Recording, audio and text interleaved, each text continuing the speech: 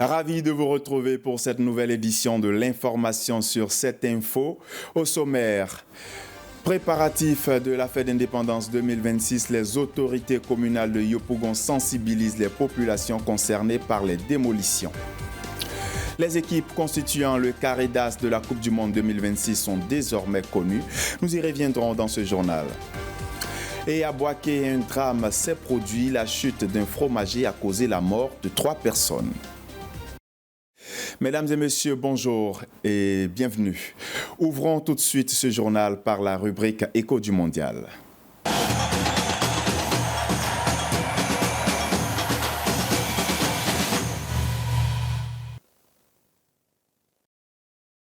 Et pour en parler, nous sommes en compagnie de Serge Kofi. Bonjour Serge. Bonjour Stanislas. Bienvenue sur le plateau. Merci. Alors, les 2 dernières affiches des quarts de finale ont rendu leur verdict. Et la première rencontre était celle de l'Angleterre qui s'est imposée face à la Norvège. Exactement, mon frère Stanislas. Il faut dire d'abord que les 2 dernières affiches de ces quarts de finale ont en commun de s'être jouées jusqu'aux prolongations. D'accord. Ce qui n'avait été le cas pour les deux précédentes. Alors, la première affiche, l'a dit en troupe, à la 35e minute pour la Norvège. Et Jude Bellingham, on va dire un Jude Bellingham d'Igala, a d'abord égalisé pour l'Angleterre à la 45e minute, 6 buts. C'est ça. Erling Haaland, qui était dans le camp adverse, c'est-à-dire pour la Norvège, son compteur est resté bloqué à 7 buts. À 7 buts. Harry Kane et Jude Bellingham ont la possibilité de marquer d'autres buts. De poursuivre l'aventure avec l'équipe nationale, c'est-à-dire avec l'Angleterre. C'est ça. Alors, la deuxième rencontre est celle de l'Argentine qui s'est imposée face à la Suisse. Alors, c'était, on va dire, peut-être sur le papier, c'était le duel le plus déséquilibré de ces quarts de finale, l'Argentine face à la Suisse. Mais la réalité du terrain a été tout autre, parce que c'est un match qui a été âprement disputé jusqu'au assez matinal, à la 10e minute. C'est ça. Et puis, il y a eu l'égalisation pour la Suisse par Dan Doyle, l'ailier de Nottingham Forest. C'est ça. À la 67e minute, il a fallu attendre les prolongations pour voir l'Argentine, on va dire, remporter le gain du match par Julián Álvarez et puis par Lautaro Martinez qui ont permis à l'Argentine, à l'Albiceleste, de remporter ce match par 3-1. Qualification donc pour l'Argentine. J'ai envie de dire, pas de but cette fois pour Léo Messi. Oui, le meilleur Messi, pour une fois, n'a pas été assez décisif. Il a été quand même assez discret dans ce match. Ça. Mais on va dire le génie du capitaine argentin reste intact. Et puis, pour la demi-finale, c'est tellement qu'il va nous sortir encore un autre chef-d'œuvre. C'est ça. Alors, le carré d'as, les équipes formant le carré d'as désormais connu. Parlons donc du programme des demi-finales. Exactement. Il faut dire que le carré, tu l'as dit, Stanislas, le carré est désormais connu. Le dernier carré de cette Coupe du Monde 2026 est désormais connu. Alors, ce sont 2 grands classiques du football mondial. La première affiche, c'est une affiche aussi qui promet. C'est Espagne-France. Le match aura lieu le mardi 14 juillet à 19h, temps universel à Dallas. Alors, le 14 juillet, tu vois que c'est une date qui rappelle beaucoup de souvenirs pour la France et ses colonies africaines. L'indépendance. Exactement. Alors, les Bleus affronteront un adversaire qui ne les reçut pas trop ces dernières années, parce que sur les 2 dernières confrontations, il faut dire que c'est l'Espagne qui est sortie victorieux. C'est ça. L'avant-dernière, c'était lors de la demi-finale de l'Euro 2024. L'Espagne a battu la France par 2-1. Et puis en demi-finale aussi de la Ligue des Nations, en 2025, l'Espagne a battu la France par 5-4. Ouais, ce sont des demi-finales. Et c'est encore une demi-finale qui se présente. Oui. Espérons pour les Bleus. On espère que ce jour-là portera chance. Le sort soit différent. Et la deuxième affiche, c'est la deuxième demi-finale. Ce sera le mercredi 15 juillet à 19h, temps universel à Atlanta. Ce sera un autre grand classique aussi du football mondial. L'Angleterre opposée à l'Argentine. C'est cela. Alors, les 2 pays se sont affrontés, pour revenir un peu pour faire un rappel de l'historique des confrontations entre les 2 pays. Les 2 pays se sont affrontés 5 fois en Coupe du Monde, avec un léger avantage pour l'Angleterre qui compte 3 victoires en 1962, 1966 à domicile et en 2002 au Japon.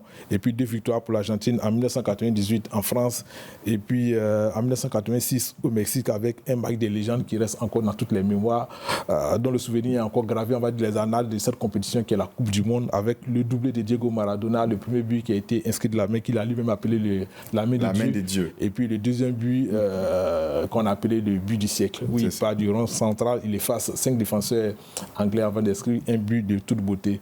Donc ce sera, on va dire, un remake de ce quart de finale de 1986. Alors, à voir les affiches de ces demi-finales, on peut dire que ça promet. Hein? Alors, ce sont des belles affiches qui promettent, tu l'as dit, parce que ce sont deux grandes nations de football. Et puis, c'était des équipes qui étaient attendues, on va dire, comme des favoris de cette compétition. Ce sont des équipes qui ont tenu les rangs. La France était présentée par l'ensemble des bookmakers avant la compétition comme le principal favori. La France a tenu son rang, elle est en demi-finale. L'Argentine aussi portée par Lionel Messi, qui se retrouve encore en demi-finale. Et puis l'Angleterre qui court après un titre depuis 1966, qui est porté par un Jude Bellingham d'Egala et puis au talent retrouvé, et puis par Harry Kane qui est toujours aussi clinique, qui sont aussi l'Angleterre aussi qui est en demi-finale, et puis l'Espagne qui est champion d'Europe en titre. Donc on va dire c'est un beau carré. Et puis on aura certainement un beau champion du monde. Alors France-Espagne le 14, j'ai un pronostic. Alors, moi, pour ce que j'ai eu à regarder pour les matchs des deux équipes que j'ai pu regarder depuis l'entame de la compétition, moi, je donnais déjà avantage à l'équipe de France. À l'équipe de France. Parce que la France me semble plus solide dans toutes ses lignes. C'est ça. Et puis, le danger peut venir de partout pour la France. Alors que j'ai l'impression que l'équipe d'Espagne est portée uniquement par le génie, par le talent de Lamine Yamal. Je pense que ça risque de ne pas suffire face à l'armada offensive et puis même défensive de cette équipe de France. C'est ça. Merci Serge pour tous ces détails. Je t'en prie. Et on va se dire à très bientôt pour le décryptage de cette demi-finale. Mardi déjà pour la première demi-finale France-Espagne et puis le lendemain pour la deuxième demi-finale Angleterre. Rendez-vous donc mardi. Merci Serge. Mesdames et messieurs, c'est tout pour ces échos du mondial.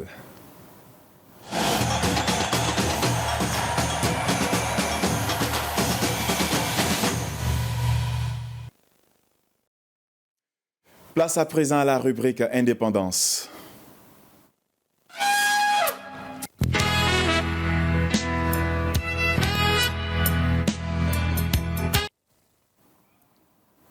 À Yopougon, les préparatifs de la fête nationale se poursuivent. Ce samedi, le député maire Adama Bictogo est allé à la rencontre des habitants et commerçants des quartiers Sipores et Cosmos afin de les informer sur les opérations de démolition et les travaux d'aménagement prévus en vue des festivités. Les détails dans ce reportage de Lucien aussi, commenté par Fatou Kaloga. Les préparatifs des festivités de la fête nationale se poursuivent activement à Yopougon, commune hôte des célébrations de cette année. Ce samedi, aux environs de 9h, le député maire de Yopougon, Adama Bictogo, s'est rendu dans les quartiers Sipores et Cosmos afin d'échanger avec les habitants et les commerçants concernés par les opérations de démolition prévues le long du boulevard Alassane Ouattara qui accueillera les festivités. D'abord, je voudrais exprimer au nom de la population de Yopougon notre reconnaissance et notre gratitude au président de la République, son Excellence Alassane Ouattara. Comme vous le savez, depuis l'histoire, depuis 1960, c'est la première fois que le président de la fête nationale de l'indépendance se tient dans un quartier à Abidjan. Et vous voyez qu'il y a même une démarcation dans la communication. On dit à Yopougon pour marquer vraiment le caractère historique, mais marquer l'événement. Et tout naturellement, en tant que maire de Yopougon, je suis venu donc noter, constater par moi-même les travaux qui vont permettre donc d'avoir l'une des plus belles fêtes d'indépendance de l'histoire de la Calédonie. Et venir échanger avec la population, parce que d'abord je suis maire, parce que la population l'a voulu. Et donc si aujourd'hui la fête de l'indépendance se tient à Yopougon, c'est d'abord la population qui doit en sortir bénéficiaire. Et pour moi, mon engagement politique, c'est la passion et ma compassion avec tout le monde, avec ma population. Et aujourd'hui, je suis heureux de partager ces moments de travaux avec toute mon équipe de la municipalité et tous ces jeunes et ces femmes. Parce que nous pensons qu'après la fête de l'indépendance, le président va aller encore plus loin. Mais il vient de montrer à la Côte d'Ivoire et au monde entier que Yopougon demeure la plus belle commune. Cette rencontre de proximité visait à informer les populations sur les mesures arrêtées par les autorités et les aménagements engagés, tout en recueillant leurs préoccupations afin de garantir le bon déroulement des préparatifs de la célébration de la fête nationale. C'est ici que nous refermons cette rubrique consacrée à l'indépendance.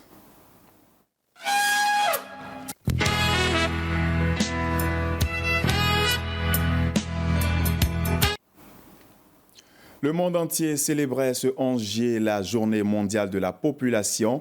Cette édition a mis en lumière l'importance de l'enregistrement des naissances, un levier essentiel pour garantir les droits des enfants, favoriser leur inclusion et contribuer au développement des États. Le reportage de Denis Kouadio. Le 11 juillet, le monde célèbre la Journée mondiale de la population. Une occasion de rappeler qu'au-delà des chiffres, chaque naissance compte et que chaque enfant a le droit d'exister légalement dès ses premiers jours. À Abobo, les guichets de l'état civil accueillent de nombreux parents venus déclarer la naissance de leurs enfants. Une démarche essentielle pour obtenir un acte de naissance. J'ai eu le document, je suis très content. En Côte d'Ivoire, la déclaration de naissance est gratuite pendant les 90 jours qui suivent l'accouchement. Au-delà de ce délai, les formalités deviennent plus complexes. Sans extrait de naissance, l'enfant n'a pas d'avenir. Sans extrait de naissance, l'enfant n'a pas carte d'identité. Il n'a pas l'accès aux droits fondamentaux. Quels sont ces droits fondamentaux? C'est le droit à la santé, à l'éducation, à l'instruction, à tout ce qui est, même les filets sociaux. Donc, l'enfant ne peut pas avoir accès à ces droits s'il n'est pas déclaré à l'état civil, s'il n'a pas extrait de naissance. Parce que c'est à partir de l'extrait de naissance que tous les autres documents s'établissent. En 2024, plus de 567 000 naissances ont été enregistrées dans les délais, contre plus de 22 500 hors délai selon l'Agence nationale de la statistique.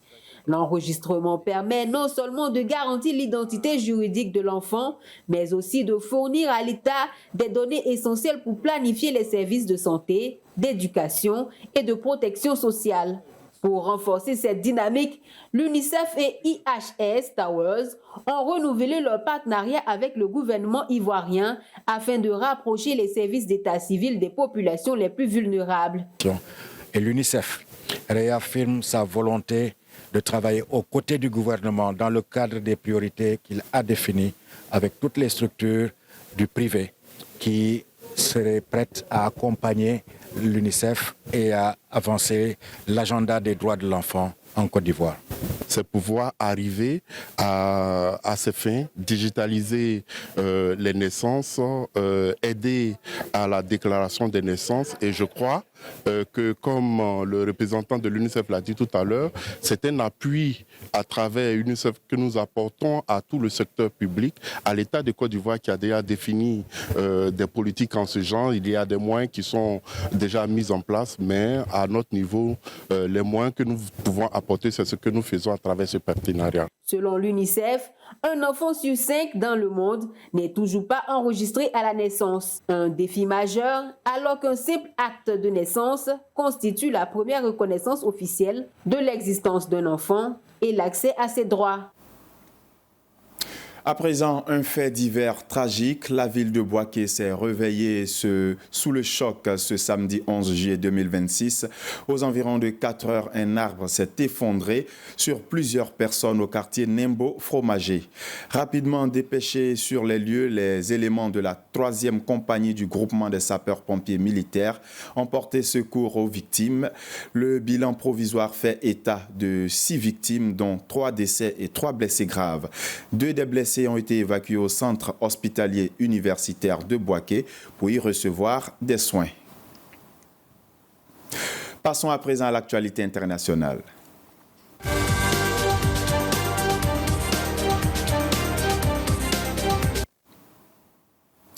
Le Mali et l'Algérie amorcent un réchauffement de leurs relations après plusieurs mois de tensions diplomatiques. Les deux pays voisins, dont les échanges étaient quasiment interrompus depuis le printemps 2025, poursuivent leur rapprochement. Après la réouverture de leurs espaces aériens respectifs, Bamako et Alger ont annoncé vendredi 10 juillet le retour de leurs ambassadeurs à leur poste.